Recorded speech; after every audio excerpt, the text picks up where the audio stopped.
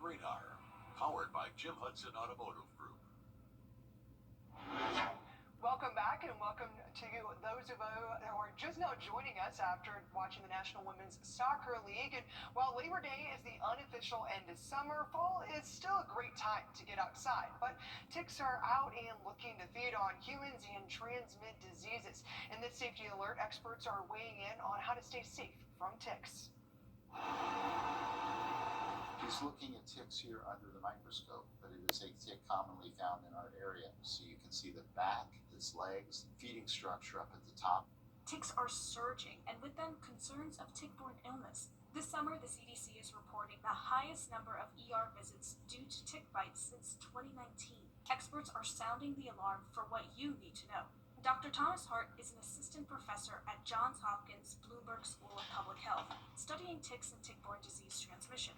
He says there are two main factors fueling the spread. If you think about Lyme disease, it used to be really localized to the Northeast, like Connecticut, but now we're seeing it expand throughout the Northeast, up into Maine, down into Virginia, across to the Great Lakes states. So as temperatures tend to increase, we're going to continue to see increasing tick populations and ticks expanding into new areas. Besides that, people moving into the suburbs are really just getting more contact with these wild animal populations that are bringing the tick. Each year, there are estimated to be 500,000 cases of Lyme disease that are diagnosed and treated in the U.S. Dr. Richard Marconi is a professor in the Department of Microbiology and Immunology at Virginia Commonwealth University School of Medicine, and his lab is developing a human vaccine, plus a new blood diagnostic test for Lyme disease. Preventing tick bites is a challenge, so the CDC recommends that you wear extra clothing, wear long pants, tuck your socks up into your pant legs, treat your clothing with certain anti-tick repellents, but in reality, those cautionary things are not often practiced. So I really think the key to the future is vaccination. Early symptoms of Lyme disease include fever, chills, muscle aches, and a bullseye skin rash, says Dr. Hart. If it goes untreated, it can also spread to other tissues in your body and go on to cause arthritis, carditis, and it can cause neurological difficulties as well. If bitten by a tick, you can send the bug to a local lab. Check your state's Department of Health to find participating locations. Whenever you get exposure to a tick, I recommend saving the tick, simply putting it in a Ziploc baggie, because it can be helpful down the road in determining whether the tick you were exposed to is actually the type of tick that might carry Lyme disease or some other disease, because not all ticks carry Lyme disease. Reporting from Washington, I'm Linda Gaudino.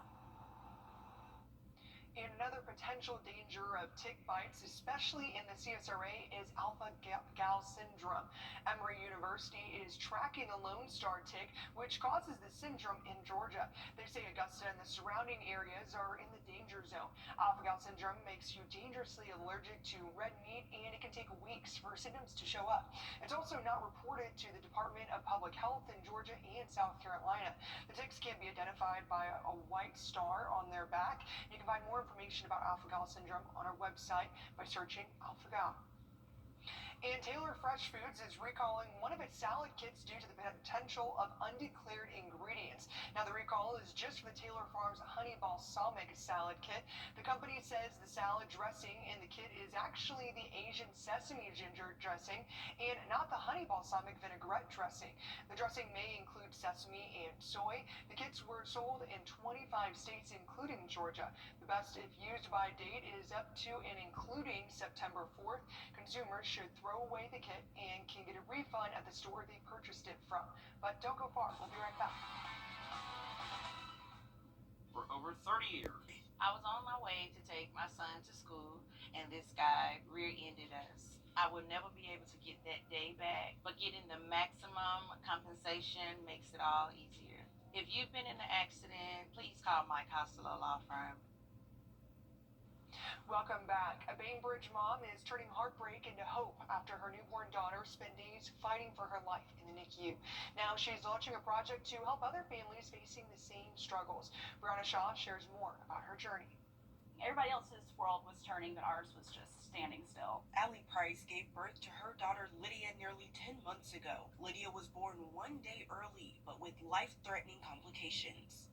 We ended up having to have her in the NICU for a brain injury and she had swallowed meconium, so she was septic, had to be on therapeutic hypothermia. She spent 8 days in the NICU. For the first 4 days, Price and her husband Stuart couldn't even touch her. Initially, obviously shocking and very devastating because we were so hopeful for this healthy baby girl. I remember not even really crying about it for a couple of days, and then finally it'll all hit you. Price says she wouldn't have made it through without family and friends bringing her comfort items and support. There was toiletry items, just little things to make me feel like a person. It helped keep me, half sane through it all. And I met other people who didn't have that same family support, friend support. Their spouses had to go back to work and they were stuck, by themselves. Now that Lydia is home healthy and nearing her first birthday, Price is giving back. Price launched Love from Lydia, a project to provide blessing baskets to NICU families filled with the same kind of essentials that got her through. There's deodorant, there's chapstick. If anything, somebody who will receive this will be like, oh man, this really made my day. This is going to help me get through this really tough time. That was another thing too I wanted to make sure was there were all the snacks, nuts, also, fun snacks. For Price, it's about using that hard season to help others through theirs. It is a journey that not everybody realizes they're going to walk, and why wouldn't I not want to be there for other people? B is for believing. And September is NICU Awareness Month, but that is honestly just such an incredible story. I love how they, even though they went through something so traumatic, they came together and are actually helping other people that are going through that same stress. If you were having a bad day before, that just really brightens your day. Such a sweet story. Speaking of brightening your day, we're going to have bright days ahead. Tomorrow, another bright day. It's going to be a great day. 83 degrees is what we're calling for your Labor Day. No sun and no clouds or rain expected for your Labor Day there, but mostly sunny for your Labor Day. And then as we go towards midweek, we could see a stray shower storm possible, but still going to stay mostly dry. And then late week, we'll see those 90s begin to return, and you'll see that here in the 7-day here. 85, 86 is what we have for your Tuesday and Wednesday. There's a 20% chance of rain, showing that stray shower storm being possible, but 90s return as we head into the weekend. Thanks for joining us at 6. We'll have more news, weather, and sports for you at 11. We'll see you then.